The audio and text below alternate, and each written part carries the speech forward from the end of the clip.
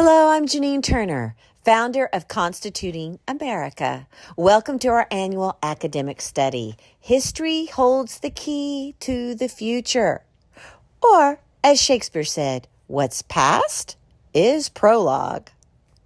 This year's study is entitled The Genius of America, A Journey into Our Republic, a study on Alexis De Tocqueville's Democracy in America. Americans have combated the individualism to which equality gives birth with freedom, and they have defeated it. Alexis De Tocqueville. This essay is entitled How Americans Combat the Effects of Individualism by Free Institutions, Volume 2, Part 2, Chapter 4, pages 479 through 482, and this edition of Democracy in America is by the University of Chicago Press, translated by Harvey, Mansfield, and Delba, Winthrop. De Tocqueville continues his discussion of the effects of equality. The great vice promoted by equality is individualism, the idea that one can withdraw from society and only tend to himself. Equality, when misunderstood, can make people think that they have no need for each other. De Tocqueville is offering a friendly warning so that democracy can be made to work. In this chapter, he points to an answer to the challenges posed by the doctrine of equality. It turns out that Americans have found a very American solution to a very American problem. The danger is that individualism, the vice bred by equality, is a lifeblood of despotism. Individualism allows despotism to thrive because isolated individuals do not care what the government does as long as they can remain isolated. Despotism asks people to abstain from public life. The natural meaning of words becomes inverted in a despotism. The good citizen keeps to himself, while bad citizens want to work together for the common good. De Tocqueville is not necessarily speaking of the classic despotism of a cruel tyrant, but is foreshadowing the possibility of a new, quote, soft despotism that can develop in democracies.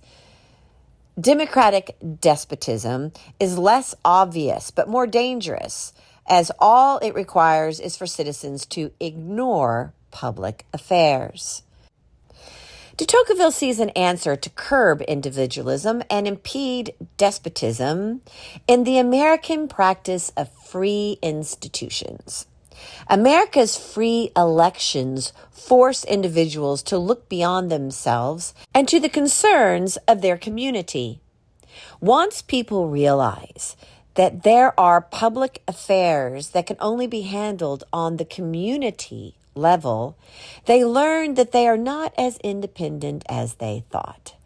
De Tocqueville describes the change in the human soul that results from free institutions. Quote, several of the passions that chill and divide hearts are then obliged to withdraw to the bottom of the soul and hide there.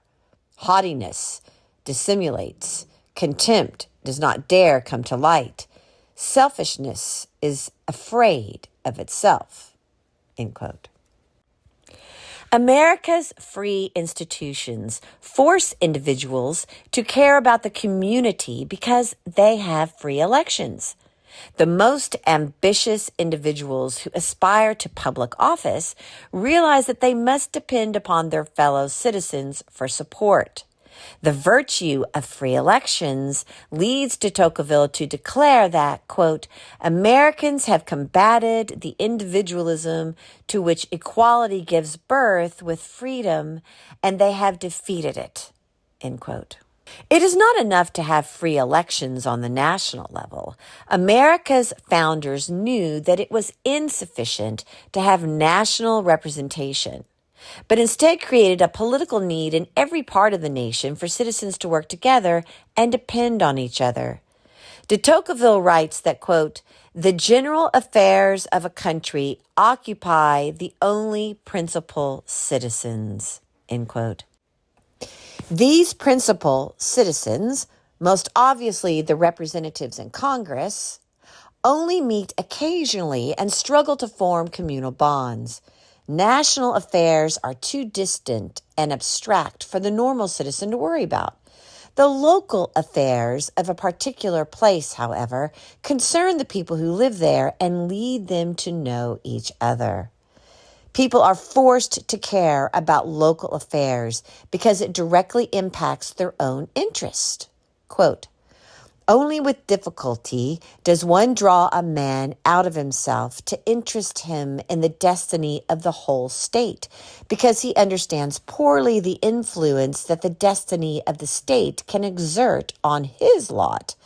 But should it be necessary to pass a road through his property, he will see at first glance that he has come across a relation between this small public affair and his greatest private affairs. End quote.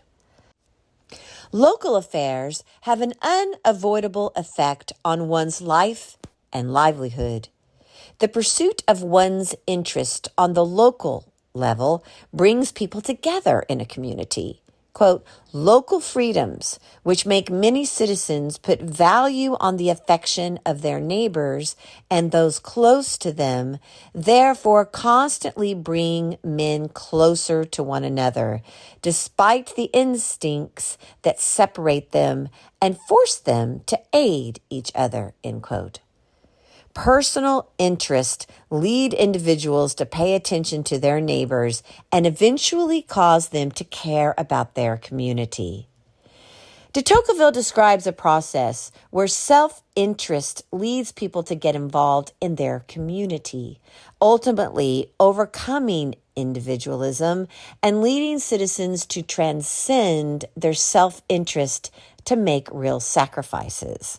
Quote, one is occupied with the general interest at first by necessity and then by choice. What was calculation becomes instinct. And by dint of working for the good of one's fellow citizens, one finally picks up the habit and taste of serving them, end quote. For de Tocqueville, quote, it is not the elected magistrate who makes American democracy prosper, but it prospers because the magistrate is elective, end quote. Local elections drive Americans out of their homes and into their community. The necessity of electing offices guards against despotism by causing Americans to see their place within a larger community. This essay was written by Benjamin Slomski. Benjamin Slomski is an assistant professor of political science and campus pre-law advisor at Purdue University, Fort Wayne. He earned his PhD from Baylor University, and his teaching and research focus on American political thought, constitutional law, and political institutions. He previously taught at Ashland University, Tarleton State University, and Baylor University.